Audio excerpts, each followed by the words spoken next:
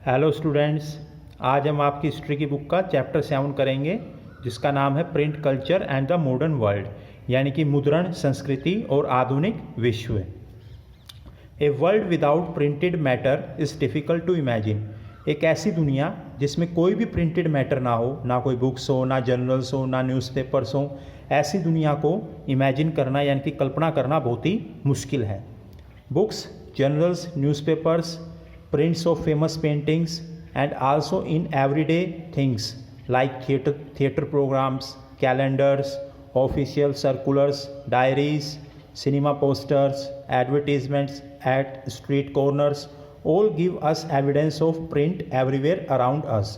मतलब कि चाहे किताबें हों, चाहे पत्रिकाएं हों, चाहे न्यूज़पेपर यानी कि अखबार हों, चाहे फेमस पेंटिंग्स, प्रसिद्ध जो चित्रकारी हैं वो हों, चाहे कैलेंडर्स हों, चाहे ऑफिशियल सर्कुलर्स यानी कि आधिकारिक संदेश हों, चाहे डायरीज हों, चाहे सिनेमा पोस्टर्स हों जो मूवी के बड़े बड़े पोस्टर होते हैं, चाहे विज्ञापन एडवर्टीज़मेंट हो जो कि गलियों में लगे हुए होते हैं, ये सारे के सारे हमें क्या देते हैं? सबूत देते हैं, एविडेंस देते हैं कि प्रिंट जो है यानी कि मुद्रण जो है वो हमारे चारों तरफ है और है भी।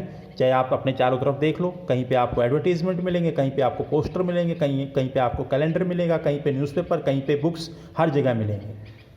We read printed literature, see printed images. अब हम जो है प्रिंटेड यानी कि जो छपा हुआ साहित्य यानी कि बुक पढ़ते हैं, प्रिंटेड बुक पढ़ते हैं, जैसे कि हम पढ़ रहे हैं फिलहाल हिस्ट्री की। सी प्रिंटेड इमेजेस, देखते हैं छपी हुई जो इमेजेस हैं वो, जैसे ये इमेज है ये देखते हैं। Follow the news through newspaper, इसके बाद जो न्यूज़ है यानी कि जो खबरें हैं वो अखबार से पढ़ते हैं। And track public debates that appear in print, और इसके अलावा जो वाद विवाद होते हैं, डिबेट होते हैं, वो भी पढ़ते हैं हम न्यूज़पेपर में। ठीक है। This world of print is often taken for granted and we forget that there was a time before print. अब ये जो दुनिया है मुद्रण की या प्रिंट की, देखा हमने कि कितनी सारी चीज़ें हैं प्रिंट के हमारे चारों तरफ।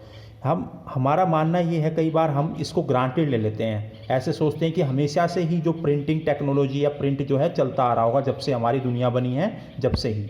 And we forget that there was a time before print, और हम ये भूल जाते हैं कि प्रिंट यानी कि जो मुद्रण है यानी या फिर छपाई है, उससे भी पहले एक कोई समय था, टाइम था।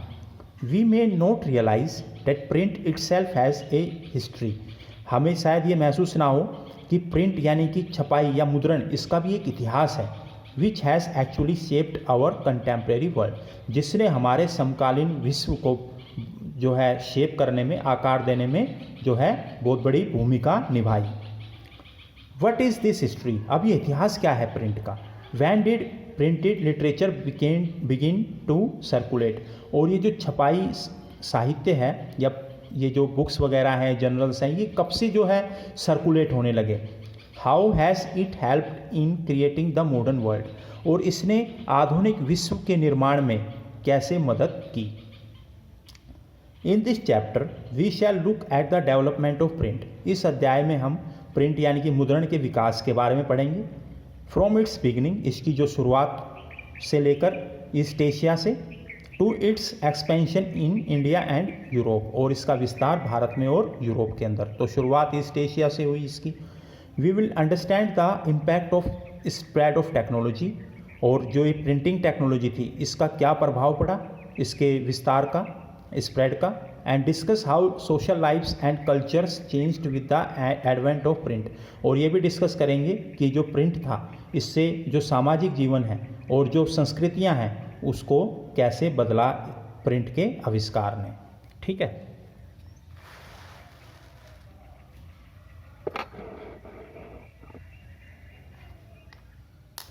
द फर्स्ट प्रिंटेड बुक्स, सबसे पहले छपी हुई किताबें।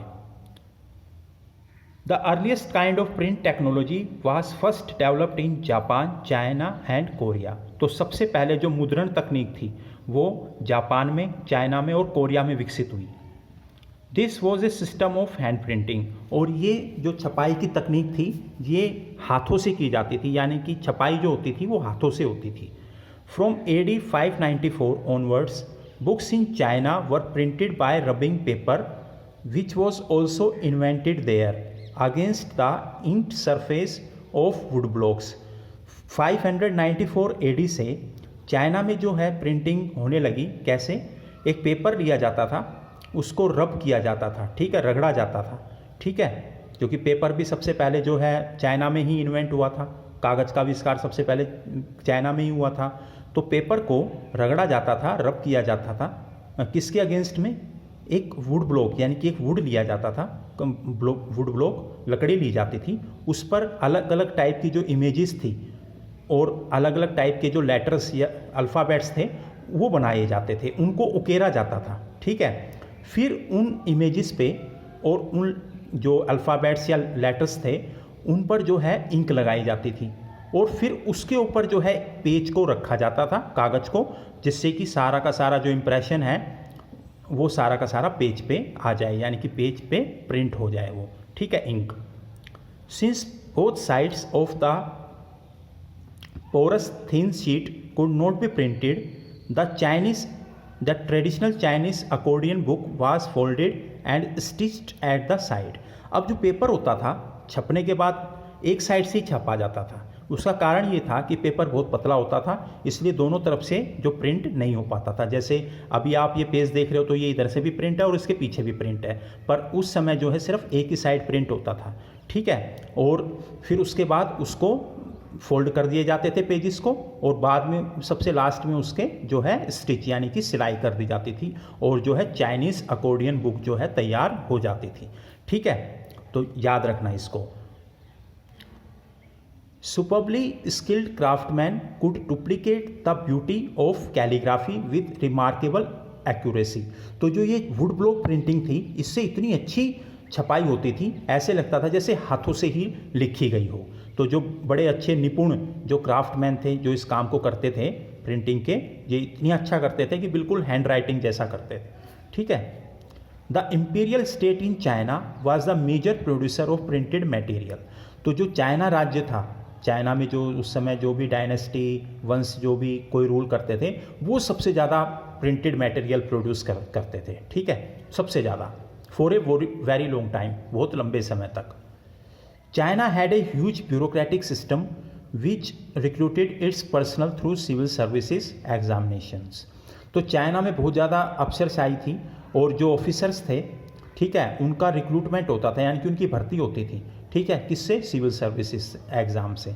जैसे कि आज के समय में अगर इंडिया में IAS IPS अगर आपको बनना है तो सिविल सर्विस का आपको एग्ज़ाम देना होता था। तो चाइना में भी उस समय जो अफसर या ऑफिसर जो रिक्रूट होते थे वो जो है सिविल सर्विस एग्ज़ाम से होते थे। तो ये बात याद रखना कि सबसे पहले ये वुड ब्लॉक प्रिंटिंग जरूर याद रखना, ठीक है। Text books for this examination were printed in great numbers under the sponsorship of imperial state. तो ये जो सिविल सर्विस एग्ज़ाम होता था इसके कंपटीशन की तैयारी के लिए टेक्स्ट बुक्स यानी कि किताबें जो है छापी जाती थी, ठीक है, बहुत ही ज़्यादा मात्रा में, ठीक है। और ये जो प्रिंटिंग होती थी ये इंपीरियल स्टेट यानी कि चाइनीज़ राज्य द्वारा करवाई जाती थी। The number of examinations candidates went up from 16th century and that increase the volume of print.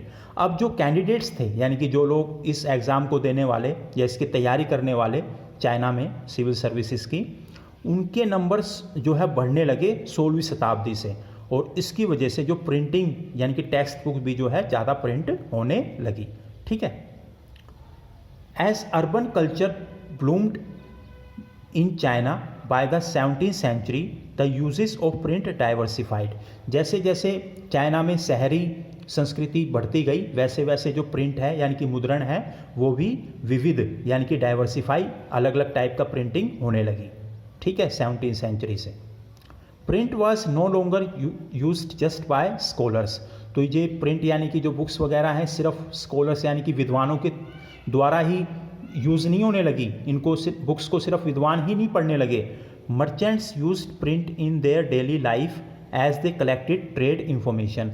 अब जो व्यापारी थे या मर्चेंट्स थे ये भी जो है बुक्स या न्यूज़पेपर्स या जर्नल्स इनको जो है वो पढ़ने लगे, किस लिए, क्योंकि इनको भी जो व्यापार संबंधी जो सूचनाएं होती थी वो जाननी होती थी, ठीक है।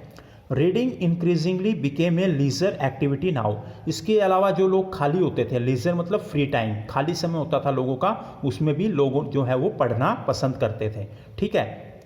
The new readership preferred poetry, fictional narratives, autobiographies, anthologies of masterpieces and romantic plays. तो ये जो नए नए जो पढ़ने वाले लोग थे, यानी कि जिनको अभी नया नया शौक शुरू हुआ था पढ़ने का, ठीक है, ये क्या पसंद करते थे? ये पसंद करते थे पोएट्री, कविताएं, फिक्शनल नरेटिव्स यानी कि काल्पनिक कथाएं, ऑटोबायोग्राफीज यानी कि आत्मकथा, और जो बहुत ही फेमस लिटरेरी मास्टरपीस और जो बहुत ही फेमस जो बुक्स थी वो, इसके अलावा रोमांटिक प्लेस। तो ये जो नई रीडरशिप थी, ये जो कि अर्बन कल्चर की वजह से आई थी, इनको क्या पसंद था? ये सारी चीज़ें पसंद थी पढ़ना, ठीक है।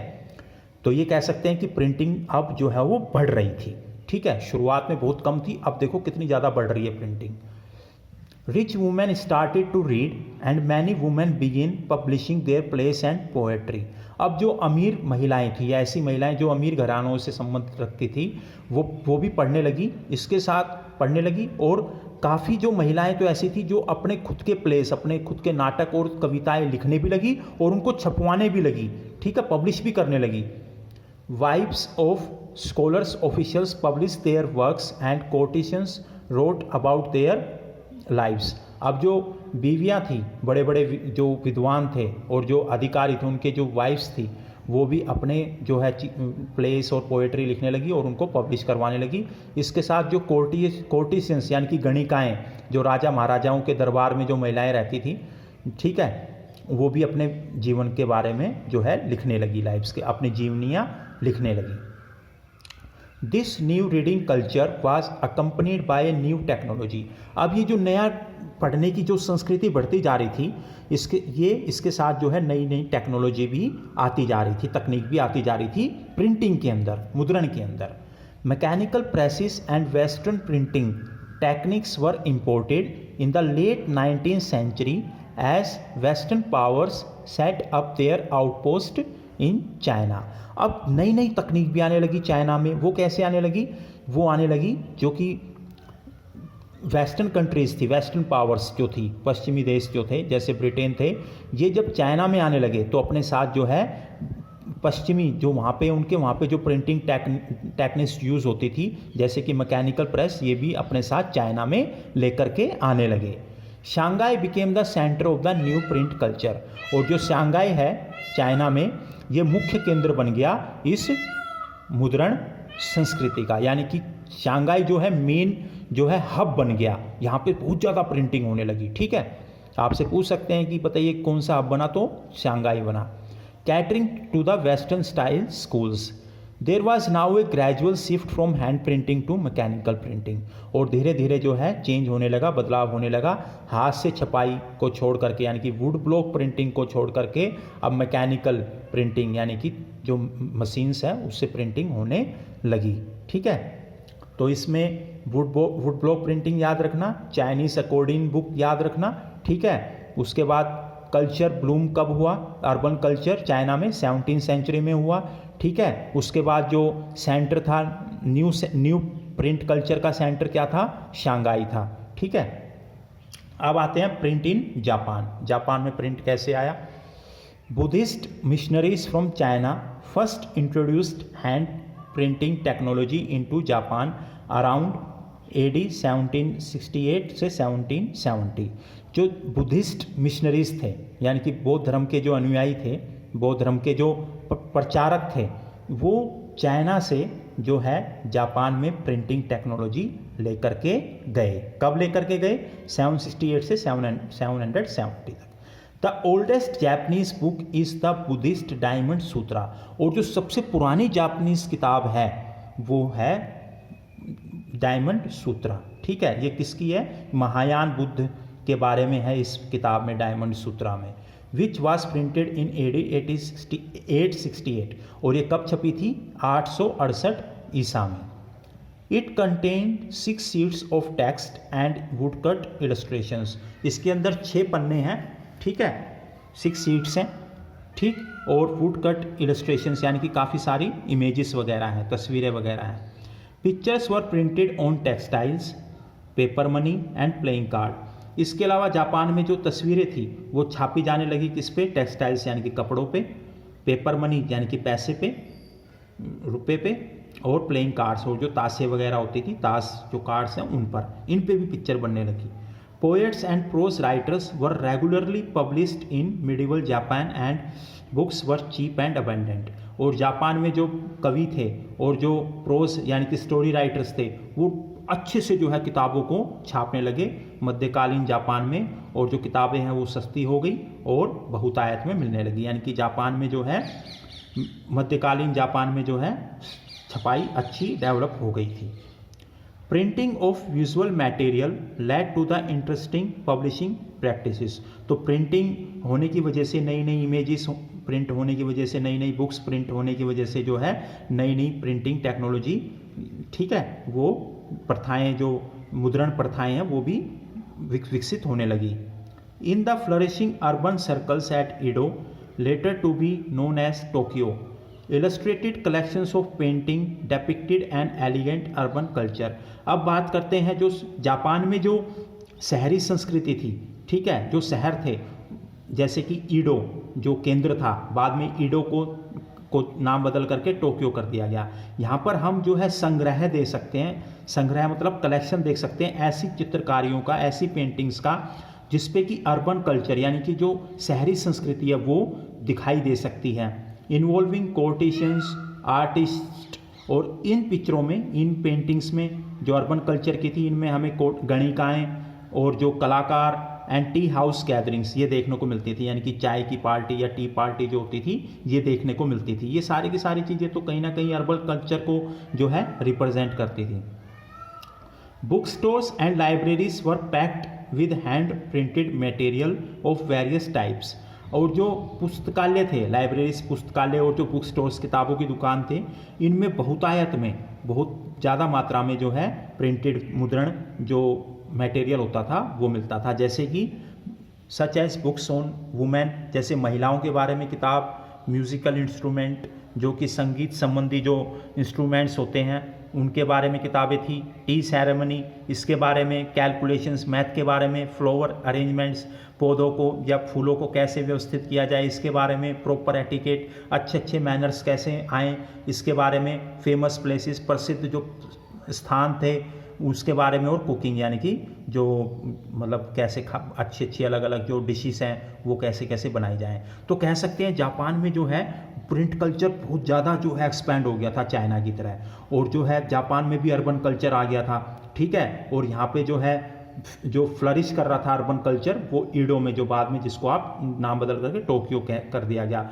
और यहाँ पे हमें कई सारी पेंटिंग्स देखने को मिलती हैं जिसमें कि अर्बन कल्चर जो है रिफ्लेक्ट होता है, और इस अर्बन कल्चर में जो है कोर्टिशियंस, आर्टिस्ट और टी हाउस गैदरिंग्स फेमस प्रसिद्ध से ये रिफ्लेक्ट करती हैं। इसके अलावा बुक स्टोर्स और लाइब्रेरीज में बहुत ज़्यादा किताबें मिलने लगी, और ये किताबें किस किस के बारे में थी, महिलाओं के बारे में, म्यूज़िकल इंस्ट्रूमेंट्स के बारे में, calculations, flower arrangements, proper etiquette, इन सब चीज़ों के बारे में किताबें जो है मिलने लगी। तो देखो अलग अलग चीज़ों के बारे में बुक्स वगैरह मिलने लगी, ठीक है। अब आपको एक चीज़ ये देखनी है कि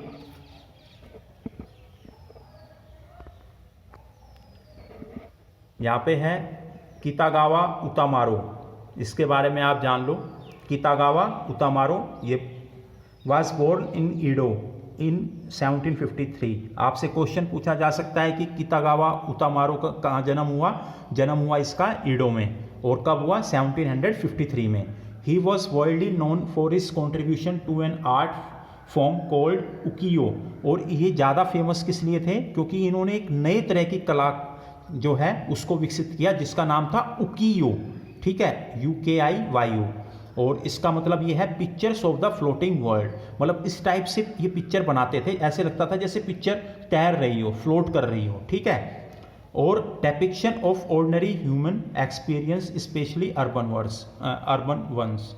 और इसके अलावा जो साधारण सामान्य जो मानव अनुभव हों उनके बारे में, और जो अर्बन कल्चर था यानी कि जो शहरी संस्कृति थी उसके बारे में। तो आपको याद रखना है कितागावा उतामारो किस लिए फेमस था, उकियो। उकियो क्या है, पिक्चर्स ऑफ फ्लोटिंग वर्ल्ड, ठीक है, याद रखना इस बात को। आज की वीडियो में इतना ही, थैंक यू वेरी मच।